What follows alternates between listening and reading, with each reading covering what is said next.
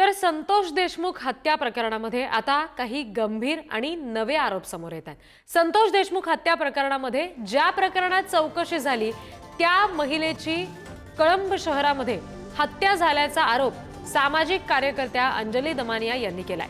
देशमुखांवर अनैतिक संबंधांचे आरोप या महिलेद्वारे केले जाणार होते आणि तिचीच हत्या झाल्याचं अंजली दमानिया यांनी म्हटलंय। कळंब शहरातील द्वारका नगरमध्ये ही महिला राहत होती। त्या महिलेची 7 ते 8 दिवसांपूर्वीच हत्या झाल्याचं दमानियांचं म्हणणं आहे। संतोष देशमुख हत्या प्रकरणातील काही धागेदोरे हाती लागू नयेत म्हणून ही हत्या झाली अशी चर्चा सध्या सुरू आहे।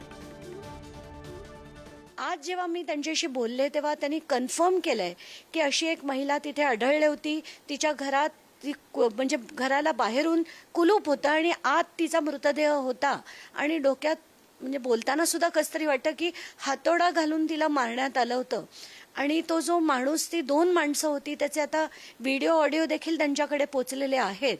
आणि कसं झालंय की ती महिला इतकी विचित्र होती की तिच्या घरच्यांनी सुद्धा कंप्लेंट देण्यास सुद्धा नकार दिल्यामुळे FIR होत नव्हती। ती आता त्यांनी सुओ मोठं जे प्रोसिजर आहे पोलिसांचं ते त्यांनी करून आता FIR आज करतायत असं मला ते सकाळी म्हणाले होते। नेमकी तीच महिला का असं जर SITच्या तपासामध्ये पुढे आलं आणि त्या महिलेचा जर खून झाला तर ती गंभीर बाब आहे। मग आता हे पुढचे पुरावे संपवायला सुरुवात झाली का?